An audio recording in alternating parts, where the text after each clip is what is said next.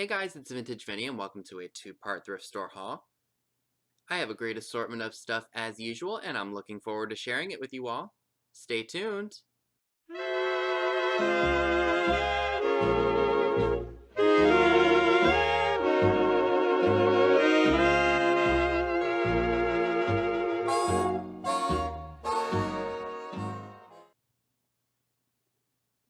So while I was editing and putting all of the videos together for this video, I noticed that it went over my usual time limit. I try to keep it under 30 minutes because I don't even like to listen to myself rant and rave for that long. So after putting all the clips together, it went to about 37 minutes and 6 seconds. So I felt instead of doing such a long video, I'll just break it up into two parts. In this segment, we're going to be looking at everything that is larger that I picked up. And then in the second half of this two-part video, we'll be looking at the smaller items. But before I do that, there is something that I want to talk to you all about. So be right back. I do apologize if I have not been up here on YouTube recently. Again, I've been getting a lot of hours on top of taking some extra shifts, which is always good because that means a little extra green in my pocket. If you guys would like to know how much I made from all of the eBay duds that I sent off to the auction house, I made $166.95 on things I could not sell on eBay. I'm pretty satisfied with that because a lot of that stuff that I picked up was bought with other items that I had already sold and made a profit on eBay. So I've been getting a lot of comments from several of you saying that you've been hearing a really weird humming coming from the audio on some of my videos, actually most of my videos since I've been using the Galaxy S6. It kind of sounds like this.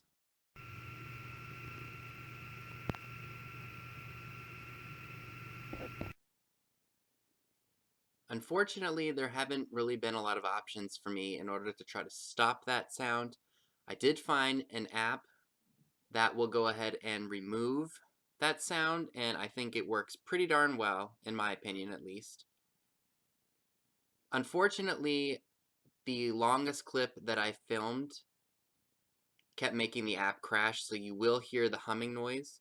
If you've watched me for a while, you'll know that my volume is usually turned down, or it's usually lower on most of my videos, so that way that noise is not too noticeable in my videos. So I just went ahead and I just wanted to warn you all now, because I know there's some people have been saying that it's been kind of noticeable, and again, I do apologize for that. No matter what I do, there's not really much I can do unless I put it through this app. So just bear with me here. You're going to hear it once we start getting through all of the smaller items that I've picked up. Hopefully when I get a new phone, I won't have this problem. So without further ado, let's go ahead and jump right into this haul. I thought this piece was rather interesting. It looks like it was either handmade or maybe bought at a store years ago. It's got metal armrests. The seat itself is like a patent leather, and the base of it is wood. No marks to indicate who made it. It's a little dirty, so I am going to have to clean it. Metal frame.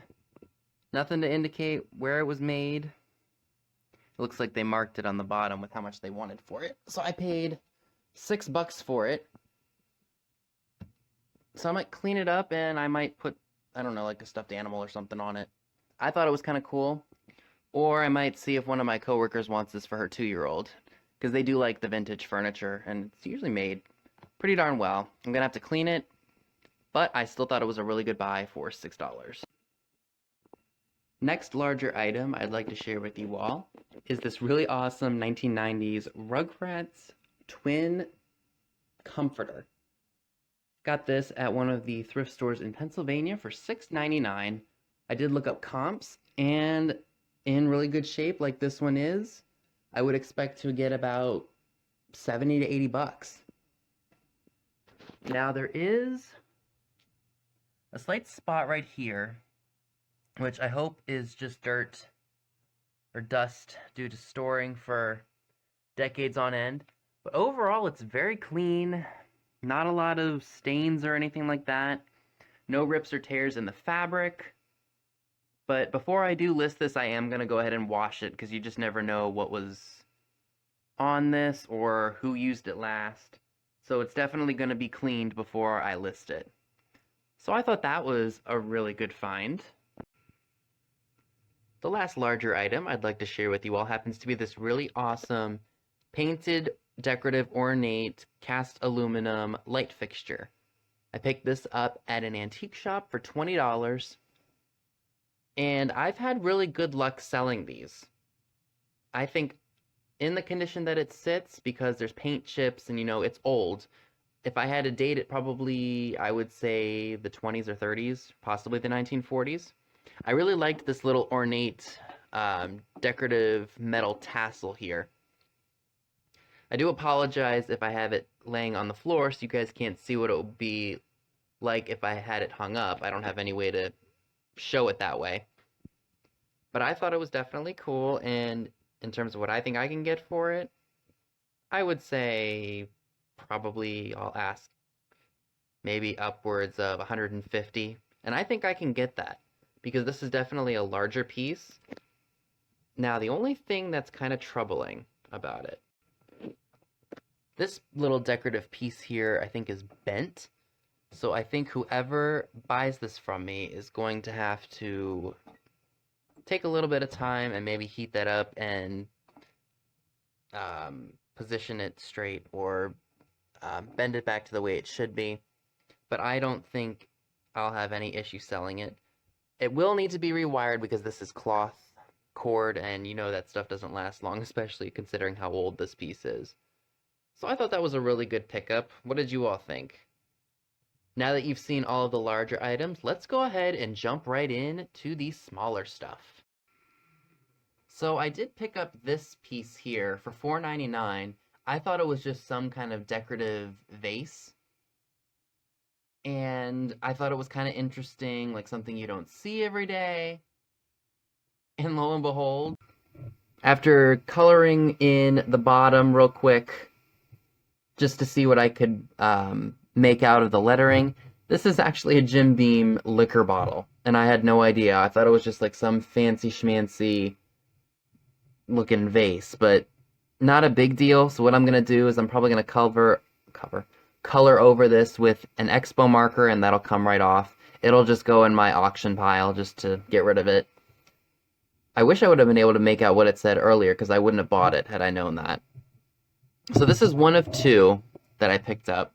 The next one I think you all are really going to like. As with the other decanter that I picked up, this one also cost me $5. This is probably the only Jim Beam bottle I will ever want to own in my life. And why? Because this is the exact same bottle that they used to help make the bottle that Barbara Eden came in and out of on the TV show I Dream of Jeannie, which aired from 1965 to 1970. Now this is a 1964 bottle. Now I can only imagine how many of these bottles they had to go through because they broke or they were missing the lid. This is like a smoky gray color. Hard to tell on camera because you've got the glare and you've got the light. If you can ever come across one of these, and I know Real Nifty Vintage has before, if you ever see these, pick them up because they do go for pretty good money. And I knew that when I found it, what it was. Like, I knew exactly what it was. And I wasn't leaving that store without it, so I was really, really happy to find that because that's like having a piece of television history right in your own home. So I thought that was super, super cool, and I am going to enjoy this forever.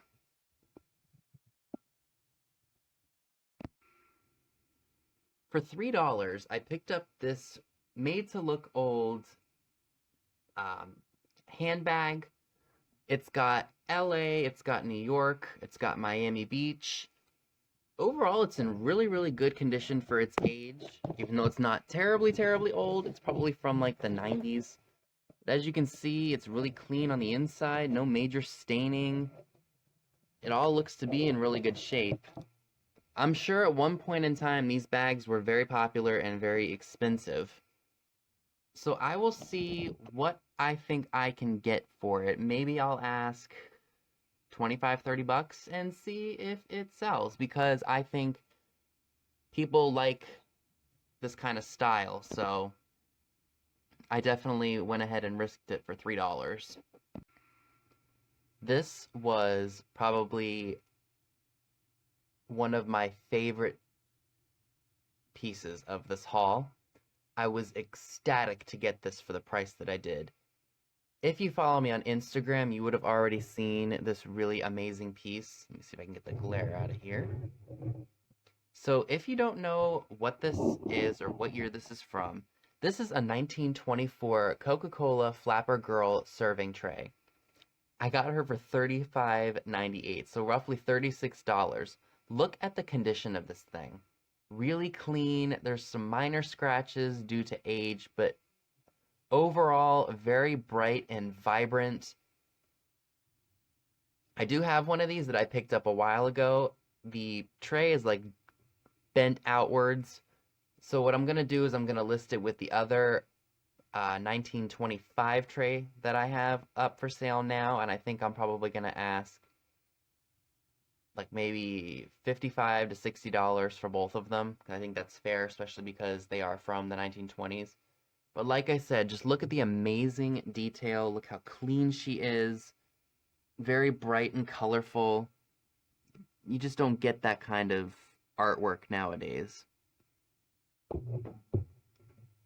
And that is true history right there. That is just incredible.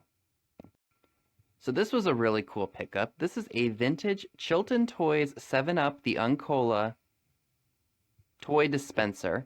It was originally $33. The booth was offering 20% off with cash and 15% off with any form of card. So I only had the card, so I got 15% off. So it was $28.04.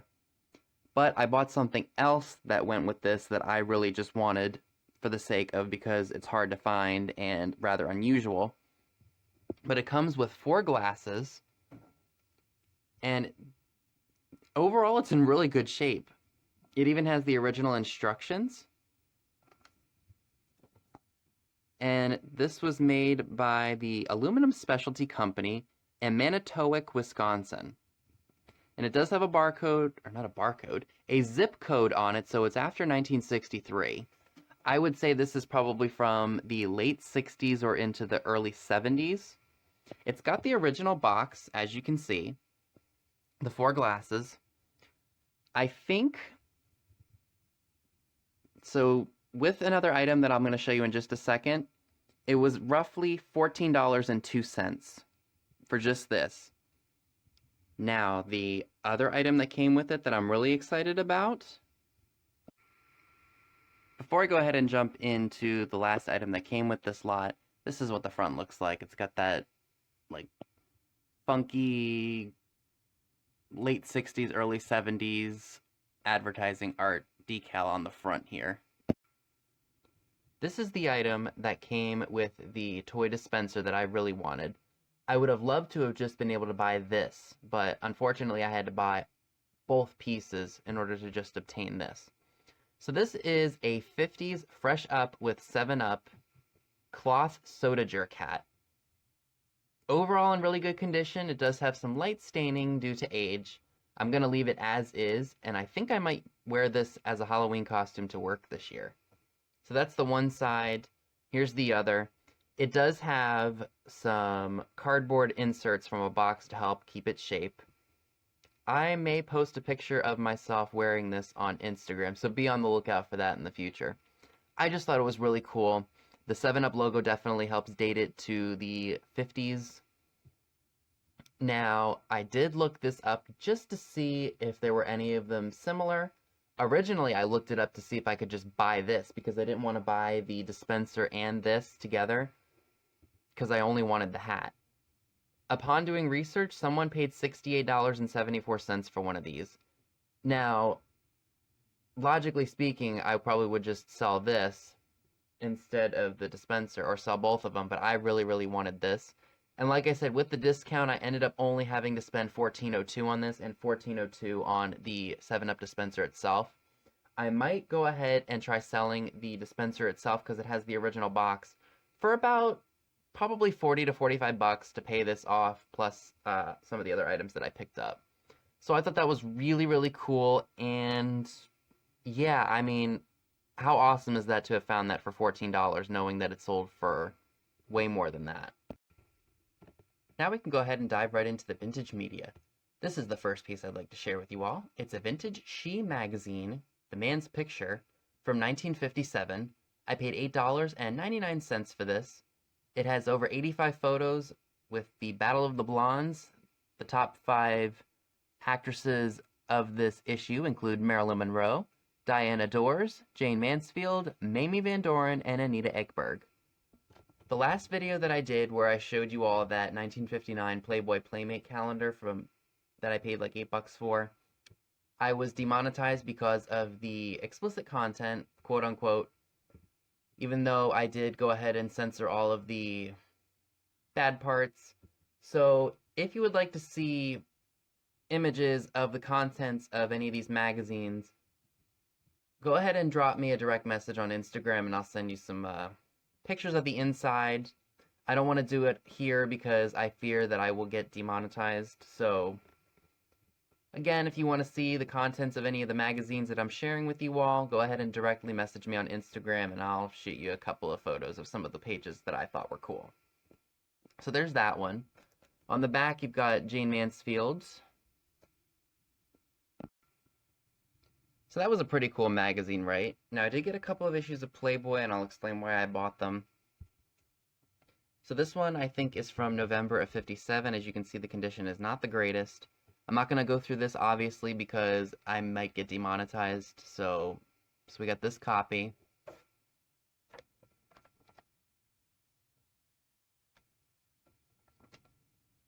So the only reason that I picked up, or bought that lot, was I wanted another copy of Marion Stafford's Centerfold. As you can see, this magazine is in rough shape. I think I ended up spending like $11.50 for both of them, which is not bad. That's like $5.75 each. Originally, I was going to get a better copy of this one because I think the one that I have downstairs, the cover is ripped off. I might just tape it back together and we'll see what happens. If you would like me to show you the inside of these magazines, go ahead and DM me on Instagram and I'll take some pictures for you. Now this next group of magazines was $19.95, so about $4.57 a piece. This is the one I was after. It's a Follies magazine with Jane Mansfield on the front of it. As you can see, it's in rather rough shape. But I liked it anyway because other people are trying to ask like $40 for it, so to get it for $4, that's a steal. This one I looked through, it's called Safari. I wasn't crazy about, so I think what I'm going to do is I'm going to just send this off to the auction house.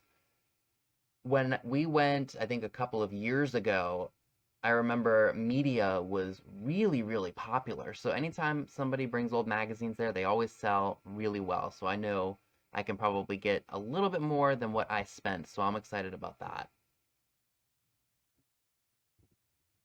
This True Adventures magazine, I think I'm going to go ahead and hold on to. And let me show you why. So the last magazine is The Sportsman. Nothing too exciting. I looked through it. I wasn't crazy about the ads or anything like that, so that's going to go right to the auction. This magazine I decided to go ahead and keep. It's The True Adventures, The Devil's Mistress, with a revealing article of the sexual meaning of dreams. This was $4.57. This came from that lot of magazines that I did purchase. I will not share the inside of this because it is rather risque.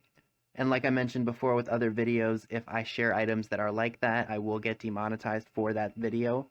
And I won't get ad revenue for it. So as I mentioned with the other videos, if you would like to see some of the images that are inside of this magazine, go ahead and drop me a direct message on Instagram. I would have no problem sending you pictures of what's in here.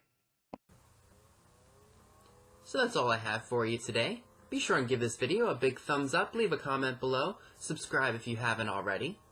Click the bell next to the subscribe button if you'd like to know when new videos are posted. All the links to my social media accounts via Instagram are down below as well, where you will see pictures of items to come in future haul videos. Thanks so much for watching, and I'll see you all soon. Bye guys!